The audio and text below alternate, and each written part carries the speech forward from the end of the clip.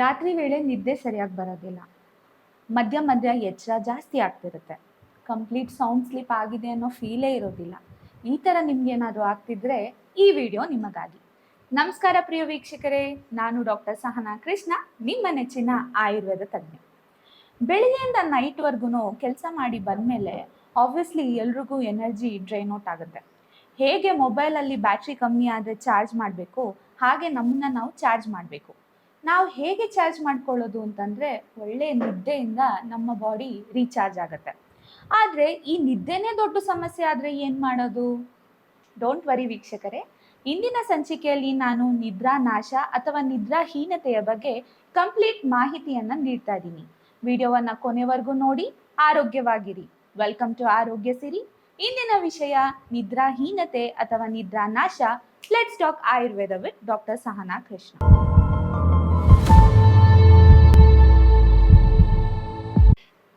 ಒಂದು ಕಟ್ಟಡವನ್ನು ಕಟ್ಟಬೇಕು ಅಂತಂದ್ರೆ ಅದರ ಪಿಲ್ಲರ್ಸು ಮೇನ್ ರೋಲ್ನ ವಹಿಸುತ್ತೆ. ಅದೇ ರೀತಿ ನಮಗೋಸ್ಕರ 3 ಇಂಪಾರ್ಟೆಂಟ್ ಪಿಲ್ಲರ್ಸ್ ಬಗ್ಗೆ ನಮ್ಮ ಆಚಾರ್ಯರು ತಿಳಿಸ್ಕೊಟ್ಟಿದ್ದಾರೆ. ಯಾವ್ಯಾವುದು ಅಂತಂದ್ರೆ, ಮೊದಲನೇದು ಆಹಾರ, ಬ್ರಹ್ಮಚರ್ಯ ಹಾಗೂ ನಿದ್ದೆ. ಈ ನಿದ್ದೆ ಅನ್ನೋದೇ ದೊಡ್ಡ ಸಮಸ್ಯೆ ಆದರೆ ಏನು ಮಾಡೋದು? ಯೂಶಲಿ ನೋಡಿದ್ರೆ ವಯಸ್ಸಾಗ್ತಾ ಆಗ್ತಾ ಈ ವೃದ್ಧರಲ್ಲಿ ನಿದ್ದೆಯ ಸಮಸ್ಯೆಗಳು ಹೆಚ್ಚು ಕಾಡಿಸುತ್ತೆ. ಆದರೆ ಇವಾಗಿನ ಲೈಫ್ ಸ್ಟೈಲ್ನ ನಾವು ನೋಡ್ತಾ ಬಂದರೆ ಈವನ್ ಯುವಕರಲ್ಲೂ ಸಹ ನಿದ್ರಾಹೀನತೆಯ ಸಮಸ್ಯೆ ಹೆಚ್ಚು ಕಾಣಿಸ್ತಾ ಇದೆ. ಹೀಗಿರ್ಬೇಕಾದ್ರೆ ಈ ನಿದ್ರಾ ನಾಶ ಅಥವಾ ನಿದ್ರಾಹೀನತೆಯ ಕಾರಣಗಳೇನು?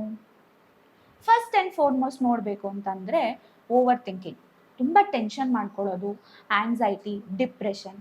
ಸೆಕೆಂಡ್ ಪಾಯಿಂಟ್ ಅಂತಂದರೆ ಹೆಚ್ಚು ಈ ಬ್ಲೂ ಲೈಟ್ಗೆ ಎಕ್ಸ್ಪೋಸ್ ಆಗುವಂಥದ್ದು.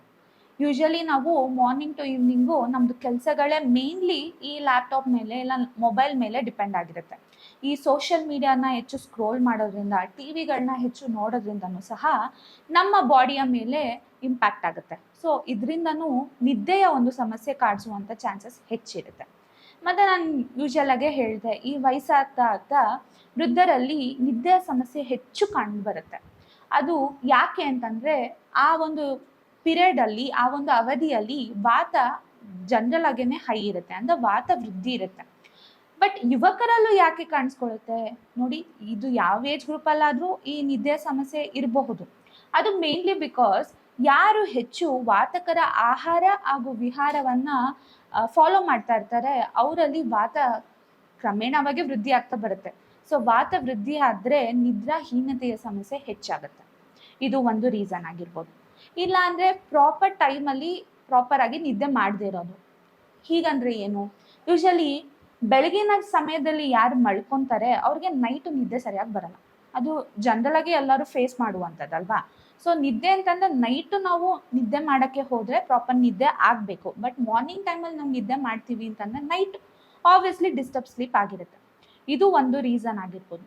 ಮತ್ತೊಂದು ರೀಸನ್ ಅಂತಂದರೆ, ಯಾವುದಾದ್ರೂ ಒಂದು ವಿಕಾರ ಇದ್ದರೆ, ಅಂದರೆ ಸೆಕೆಂಡರಿ ಟು ಸಮ್ ಡಿಸೀಸ್ ಅಂತಂದ್ರೂ ಈ ನಿದ್ರಾನಾಶ ಅನ್ನೋದು ಒಂದು ಸಿಂಪ್ಟಮ್ ಆಗಿ ಕಾಣಿಸ್ಕೋಬೋದು.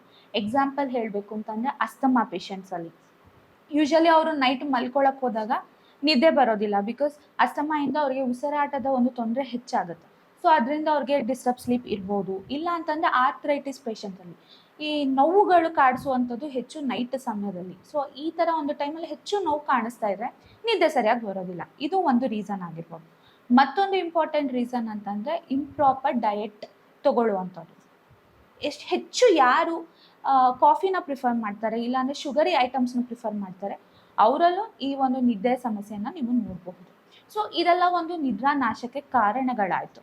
ಹಾಗಾದರೆ ಹೇಗೆ ನಾವು ಅರ್ಥ ಮಾಡ್ಕೊಳ್ಳೋದು ಮನುಷ್ಯನಿಗೆ ನಿದ್ರಾ ನಾಶ ಆಗ್ತಿದೆ, ಹೇಗೆ ಯಾವ ಸಿಂಪ್ಟಮ್ಸ್ನ ಬೇಸಿಸ್ನಲ್ಲಿ ನಾವು ಅರ್ಥ ಮಾಡ್ಕೊಳ್ಳೋದು?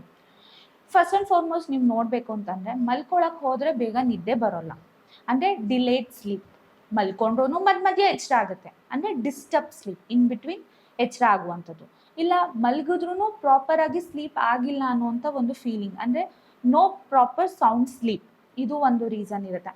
ಮತ್ತು 8ರಿಂದ 10 ಅವರ್ ಮಲ್ಕೊಂಡ್ರೂ ಮಾರ್ನಿಂಗ್ ಎದ್ದಿದ ತಕ್ಷಣ ಏನಂತಂದರೆ ತುಂಬ ಆಲಸ್ಯ ಅಂತ ಫೀಲ್ ಆಗೋದು, ಇಲ್ಲ ಅಂತಂದರೆ ತುಂಬ ಇರಿಟೇಟೆಡ್ ಅಂತ ಫೀಲ್ ಆಗೋದು. ಈ ಥರ ಸಿಂಪ್ಟಮ್ಸ್ ಏನಾದರೂ ಮೋರ್ ದೆನ್ 1 ಮಂತ್ ಇದ್ದರೆ ಆ ಥರ ವ್ಯಕ್ತಿಗಳು ಈ ನಿದ್ರಾ ನಾಶದ ಕಡೆಗೆ ವಾಲ್ತಾ ಇದ್ದಾರೆ ಅಂತ ಅರ್ಥ. ಸೊ ಈಗ ನಿದ್ದೆ ಸರಿಯಾಗಿ ಆಗಿಲ್ಲ ಅಂದರೆ ಏನು ಕಾಂಪ್ಲಿಕೇಶನ್ಸ್ ಆಗಬಹುದು ಅನ್ನೋದು ತಿಳ್ಕೊಳ್ಳೋಣ. ನಿದ್ದೆ ಅನ್ನೋದು ವೆರಿ ಇಂಪಾರ್ಟೆಂಟ್ ಅಂತ ನಾನು ಹೇಳಿದೆ. ಅದು ಒಂದು ಪಿಲ್ಲರ್ ಥರ ಆ್ಯಕ್ಟ್ ಆಗುತ್ತೆ ನಮ್ಮ ಒಂದು ಜೀವನದಲ್ಲಿ ಅಂತ. ಈಗ ನಿದ್ದೆ ಸರಿಯಾಗಿ ಆಗ್ತಿಲ್ಲ ಅಂತಂದರೆ ಲಾಂಗ್ ರನ್ನಲ್ಲಿ ಏನಾಗುತ್ತೆ ಅಂತಂದರೆ ಹಾರ್ಟಿಗೆ ಸಂಬಂಧಪಟ್ಟಂಥ ಡಿಸೀಸ್ಗಳಾಗಿರಲಿ, ಇನ್ನೂ ಹೆಚ್ಚು ದಿವಸ ಹಾಗೆ ಆಗ್ತಾ ಇದ್ದರೆ ಅಸಿಡಿಟಿಗೆ ರಿಲೇಟೆಡ್ ಇಶ್ಯೂಸ್ ಆಗಿರಲಿ, ಒಬೆಸಿಟಿ ಆಗಿರಲಿ, ಇಲ್ಲಾಂದರೆ ಡಯಾಬಿಟೀಸ್ ಆಗಿರಲಿ, ಹೈಪರ್ ಟೆನ್ಷನ್ ಆಗಿರಲಿ, ಹೀಗೆ ಹಲವಾರು ಒಂದು ಪ್ರಾಬ್ಲಮ್ಸ್ಗಳು ನಮ್ಮನ್ನ ಕಾಡುವಂಥ ಸಾಧ್ಯತೆ ಹೆಚ್ಚಿರುತ್ತೆ. ಹಾಗಾದರೆ ನಾವು ಮನೆಯಲ್ಲಿ ನಮ್ಮ ನಿದ್ದೆಯನ್ನು ಹೇಗೆ ಸರಿ ಮಾಡ್ಕೊಳ್ಳೋದು, ಹೇಗೆ ಒಂದು quality and quantity of the ಸ್ಲೀಪ್ನ ಇನ್ಕ್ರೀಸ್ ಮಾಡ್ಕೊಳ್ಳೋದು, ಇದನ್ನು ನಾನು ಮಾತಾಡಬೇಕು ಅಂತಂದರೆ 2 ಆಸ್ಪೆಕ್ಟ್ಸಲ್ಲಿ ಮಾತಾಡ್ತೀನಿ. ಒಂದು ನೈಟ್ ರಿಚುವಲ್ಸು, ಮತ್ತೊಂದು ಮಾರ್ನಿಂಗ್ ರಿಚುವಲ್ಸು. ನೈಟ್ ರಿಚುವಲ್ಸ್ ಅಂದರೆ ಏನು, ಯಾವ ಒಂದು ಟಿಪ್ಸನ್ನು ನೀವು ರಾತ್ರಿಯ ಸಮಯದಲ್ಲಿ ಪಾಲಿಸಬೇಕು ಅಂತ. ಅದರಲ್ಲಿ ಟಿಪ್ ನಂಬರ್ 1, ನಿಮ್ಮ ಕೆಲಸ ಕಾರ್ಯಗಳು ಮುಗಿದ ಕೂಡಲೇ, ಇನ್ನು ಹೇಳಬೇಕು ಅಂತಂದರೆ ನೈಟ್ 8 o'clock ಆದಮೇಲೆ ಆದಷ್ಟು ನೀವು ಏನು ಯೂಸ್ ಮಾಡ್ತಿರಲ್ಲ ಗ್ಯಾಜೆಟ್ಸ್ನ, ಅದನ್ನು ಕಟ್ ಡೌನ್ ಮಾಡಿ. ಅಂದರೆ ಈ ಮೊಬೈಲ್ ಬಳಕೆ ಆಗಿರಲಿ, ಇಲ್ಲ ಅಂತಂದರೆ ಲ್ಯಾಪ್ಟಾಪು, ಟಿ ವಿ, ಇತರ ಗ್ಯಾಜೆಟ್ಸ್ನ, ಈ ಸೋಷಿಯಲ್ ಮೀಡಿಯಾ ಏನು ಯೂಸ್ ಮಾಡ್ತಿರ್ತೀರಲ್ಲ ಅದನ್ನು ಕಟ್ ಡೌನ್ ಮಾಡಿ, ಅದನ್ನು ಸ್ಟಾಪ್ ಮಾಡಿ, ಅದು ಬೆಟರ್ ಅಂತ ಹೇಳ್ತೀನಿ. ಮತ್ತು ನೈಟು ಊಟ ಬೇಗ ಮಾಡುವಂಥದ್ದು, 8:30 ಅಷ್ಟರೊಳಗೆ ಊಟ ಮಾಡ್ಕೊಳ್ಳುವಂಥದ್ದು. ಆ ಊಟ ಹೇಗಿರಬೇಕು ಅಂದರೆ ಬಿಸಿ ಇರಬೇಕು, ಲೈಟ್ ಫಾರ್ ಡೈಜೆಷನ್ ಆಗಿರಬೇಕು, ಮತ್ತು more with protein and less with carbohydrates. ಈ ಥರ ಒಂದು ಕಾಂಬಿನೇಷನಲ್ಲಿ ನಿಮ್ಮ ಊಟ ನೀವು ಪ್ರಿಫರ್ ಮಾಡಬೇಕಾಗಿ ಬರುತ್ತೆ. ಟಿಪ್ ನಂಬರ್ 2, ನೈಟು ಬೇಗ ಮಲ್ಕೋಬೇಕು. ಆದಷ್ಟು ನೀವು 11 o'clock ಅಷ್ಟರಲ್ಲಿ ಮಲ್ಗೋಕ್ಕೆ ಟ್ರೈ ಮಾಡಿ. ಇವನ್ ದೋ ನೀವು 11ಗೆ ಮಲ್ಕೋತೀರಾ ಅಂತಂದ್ರೂ 1 hour ಬಿಫೋರ್ ಸ್ಲೀಪಿಂಗ್ ರಿಚುವಲ್ಸ್ ಇರುತ್ತೆ, ಅದನ್ನು ನೀವು ಫಾಲೋ ಮಾಡಬೇಕಾಗಿ ಬರುತ್ತೆ. ಏನಪ್ಪ ಫಾಲೋ ಮಾಡಬೇಕು ಅಂತಂದರೆ, ಫಸ್ಟ್ ಆ್ಯಂಡ್ ಫಾರ್ಮೋಸ್ಟ್ ಅದರಲ್ಲಿ ನೀವು ನೈಟು ಮಲ್ಗೋಕ್ಕಿಂತ ಮುಂಚೆ ಹಾಲು ಕುಡಿಯೋದನ್ನ ಹ್ಯಾಬಿಟ್ನ ಅಳವಡಿಸ್ಕೊಬೋದು. ಅದರಲ್ಲೂ ಏನಪ್ಪ ಅಂತಂದರೆ ಬಫಲೋ ಮಿಲ್ಕ್ ಅಂತ ಹೇಳ್ತೀವಲ್ಲ, ಅಂದರೆ ಎಮ್ಮೆಯ ಹಾಲು ಈ ನಿದ್ದೆ ಬರೆಸ್ಲಿಕ್ಕೆ ತುಂಬ ಒಳ್ಳೆಯದು ಅಂತ ಹೇಳ್ತೀವಿ. ಸೊ ಅದನ್ನು ನೀವು ಪ್ರಿಫರ್ ಮಾಡ್ಬೋದು. ಬಟ್ ಒಂದು ಏನು ತಲೆಯಲ್ಲಿ ಜ್ಞಾಪಕ ಇಟ್ಕೊಬೇಕು ಅಂತಂದರೆ, ಯಾರಿಗೆ ಈ ಡೈಜೆಷನ್ ಮತ್ತು ಮೆಟಬಾಲಿಸಮಲ್ಲಿ ಸರಿಯಾಗಿ ಆಗ್ತಿರಲ್ಲ ಅವರು ಈ ಎಮ್ಮೆಯ ಹಾಲನ್ನ ಪ್ರಿಫರ್ ಮಾಡಬಾರ್ದು. ಇನ್ಸ್ಟೆಡ್ ಅವರು ಹಸುವಿನ ಹಾಲನ್ನ ತೊಗೋಬೋದು. ಸೊ ಕೌಸ್ ಮಿಲ್ಕ್ನ ಅವರು 1 glass of milk in the night consume ಮಾಡ್ಬೋದು. ಪ್ಲೇನ್ ಮಿಲ್ಕ್ ಕನ್ಸ್ಯೂಮ್ ಬೇಕಾದ್ರೂ ಮಾಡ್ಬೋದು, ಇಲ್ಲ ಅಂತಂದರೆ ಅದಕ್ಕೆ 1/2 ಸ್ಪೂನ್ ಆಫ್ ಅಶ್ವಗಂಧ ಚೂರ್ಣ, ಮತ್ತು ಇಲ್ಲ ಅಂತಂದರೆ ಅದು ಜಾಯ್ಕಾಯಿ ಅಂತ ಸಿಗುತ್ತಲ್ಲ ಅದ್ರದ್ದು 2 ಪಿಂಚ್ ಆ ಹಾಲಿಗೆ ಮಿಕ್ಸ್ ಮಾಡಿನೂ ಸಹ ನೀವು ನೈಟ್ ಹೊತ್ತು ತೊಗೋಬೋದು. ಇದು one of the best remedy ಅಂತಲೇ ಹೇಳ್ತೀನಿ. ನೆಕ್ಸ್ಟ್ ಟಿಪ್ ಅಂತ ಬಂದರೆ ಇಂಪಾದ ಗಾನವನ್ನು ಕೇಳೋವಂಥದ್ದು. ಯಾವುದು ನಿಮಗೆ ಇಷ್ಟ ಆಗುತ್ತೆ ಆ ಥರ ಇಂಪಾದಂಥ ಮ್ಯೂಸಿಕ್ಸ್ನ ಕೇಳೋವಂಥದ್ದು, ಇಲ್ಲ ಸುಗಂಧಿತ ದ್ರವ್ಯಗಳನ್ನ ನಿಮ್ಮ ರೂಮಲ್ಲಿ ಇಡುವಂಥದ್ದು. ಅದು ಹೂವುಗಳಾಗಿರಲಿ, ಇಲ್ಲಾಂದರೆ ಶ್ರೀಗಂಧ ಆಗಿರಲಿ. ನಿಮ್ಮ ಹತ್ರ ಏನಾದರೂ ಅರೋಮಾ ಡಿಫ್ಯೂಸರ್ ಇದ್ದರೆ, ಈವನ್ ಅರೋಮಾ ಡಿಫ್ಯೂಸರಲ್ಲಿ ನೀವು ಲ್ಯಾವೆಂಡರ್ ಎಸೆನ್ಷಿಯಲ್ ಆಯಿಲ್ನ ಹಾಕಿ ಅರೋಮಾವನ್ನು ಸಹ ನೀವು ತೊಗೊಬೋದು.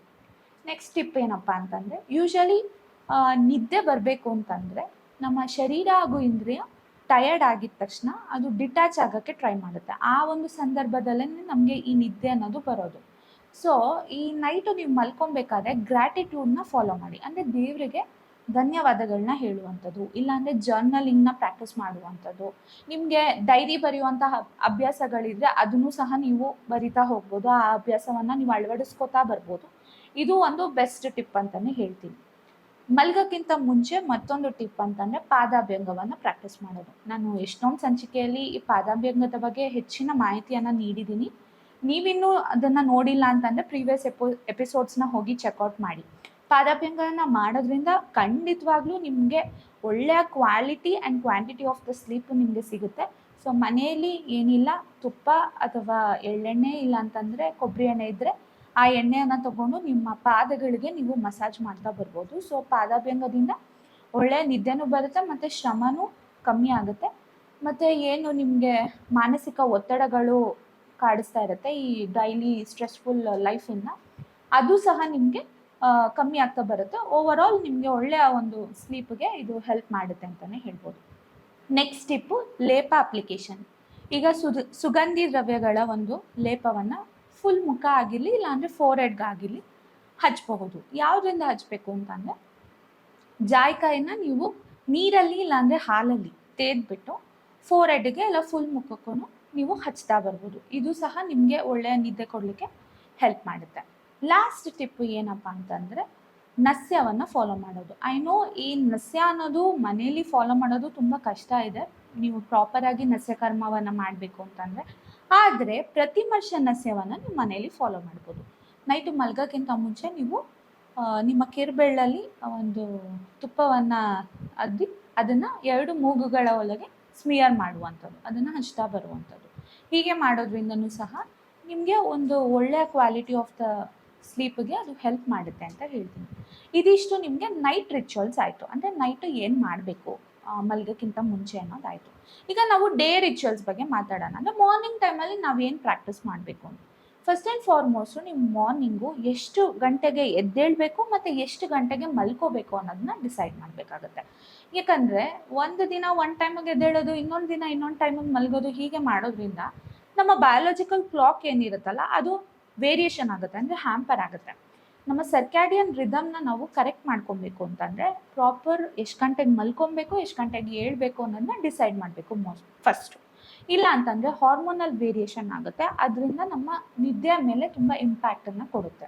ಸೊ ನಮ್ಮ ಬಯಾಲಜಿಕಲ್ ಕ್ಲಾಕ್ನ ನಾವು ಸರಿ ಮಾಡ್ಕೊತಾ ಬಂದ್ವಿ ಅಂತಂದರೆ ಹಾರ್ಮೋನ್ಸ್ಗಳು ಬ್ಯಾಲೆನ್ಸ್ ಆಗ್ತಾ ಬರುತ್ತೆ. ಎಸ್ಪೆಷಲಿ ಮೆಲಟೋನಿನ್ ಅನ್ನೋ ಹಾರ್ಮೋನು ನಮ್ಮ ನಿದ್ದೆಗೆ ತುಂಬ ಅತ್ಯಗತ್ಯವಾದಂತಹದ್ದು, ಅದನ್ನು ಸಹ ಬ್ಯಾಲೆನ್ಸ್ ಆಗ್ತಾ ಬರುತ್ತೆ. ಸೊ ಒಂದು ನೀವು ಪ್ರಾಪರಾಗಿ ಫಾಲೋ ಮಾಡೋದ್ರಿಂದ ನಿಮಗೆ ಒಂದು ಒಳ್ಳೆಯ ನಿದ್ದೆ, ಅಂದರೆ ನಿದ್ರಾಹೀನತೆಯಿಂದ ಹೊರಗೆ ಬರೋಕ್ಕೆ ಹೆಲ್ಪ್ ಮಾಡುತ್ತೆ ಅಂತ ಹೇಳ್ತೀನಿ. ಸೆಕೆಂಡ್ ಟಿಪ್ ಅಂತಂದರೆ ಎದ್ದಾದಮೇಲೆ ಯೋಗಾಸನ, ಪ್ರಾಣಾಯಾಮ, ಎಕ್ಸಸೈಸ್ ಈ ಥರ ಯಾವುದಾದ್ರು ಒಂದು ಚಟುವಟಿಕೆಗಳನ್ನ ನಿಮ್ಮ ಡೈಲಿ ಆ್ಯಕ್ಟಿವಿಟೀಸಲ್ಲಿ ಅಳವಡಿಸ್ಕೊಳ್ತಾ ಬರೋದು.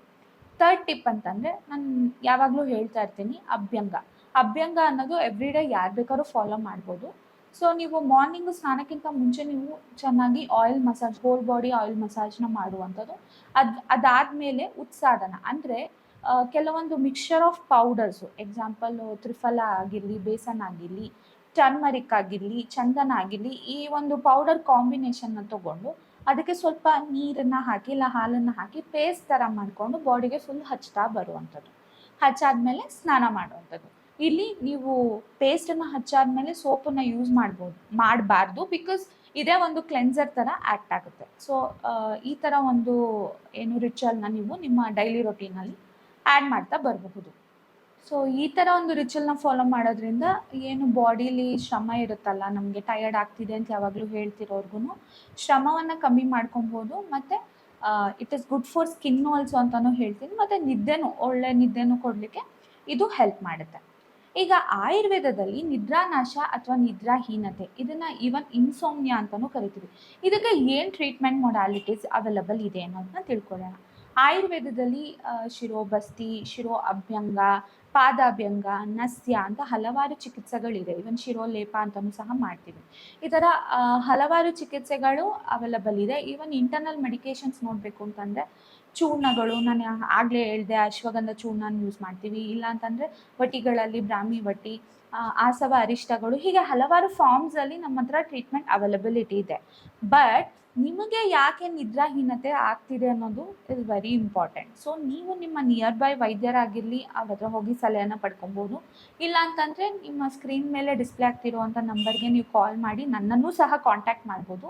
ನಾವು ಯಾಕೆ ನಿಮಗೆ ನಿದ್ರಾಹೀನತೆ ಆಗ್ತಿದೆ ಅನ್ನೋದು ಫಸ್ಟು ತಿಳ್ಕೊಂಡು ನಿಮಗೆ ಯಾವುದು ಬೆಟರ್ ಟ್ರೀಟ್ಮೆಂಟ್ ಆಪ್ಷನ್ಸು ಸೂಟಬಲ್ ಆಗುತ್ತೆ ಅನ್ನೋದನ್ನ ನಾವು ತಿಳಿಸ್ಕೊಡ್ತೀವಿ. ಹಾಗೆ ನೀವು ಫಾಲೋ ಮಾಡೋದ್ರಿಂದ ಖಂಡಿತವಾಗ್ಲೂ ನಿಮ್ಮ ಒಂದು ನಿದ್ದೆ ಸಮಸ್ಯೆಯಿಂದ ನೀವು ಹೊರಬರಲಿಕ್ಕೆ ಹೆಲ್ಪ್ ಮಾಡುತ್ತೆ ಅಂತ ಹೇಳ್ತೀನಿ.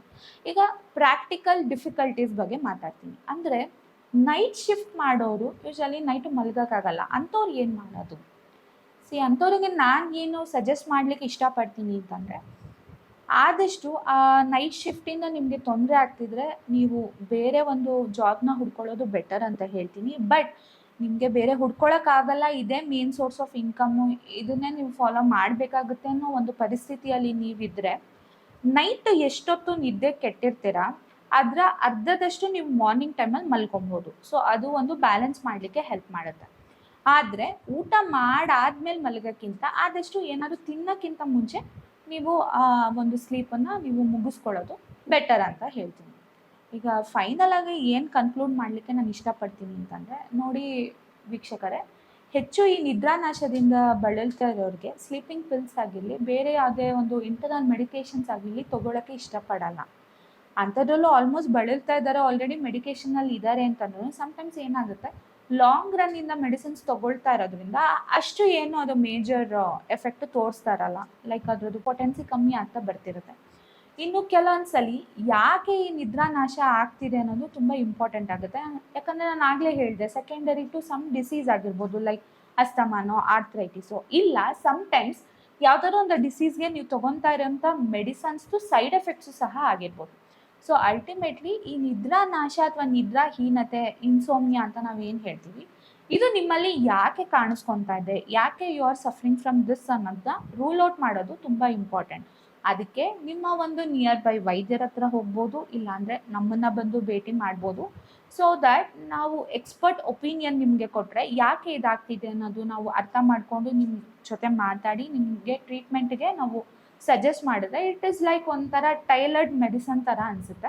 So that is a better option.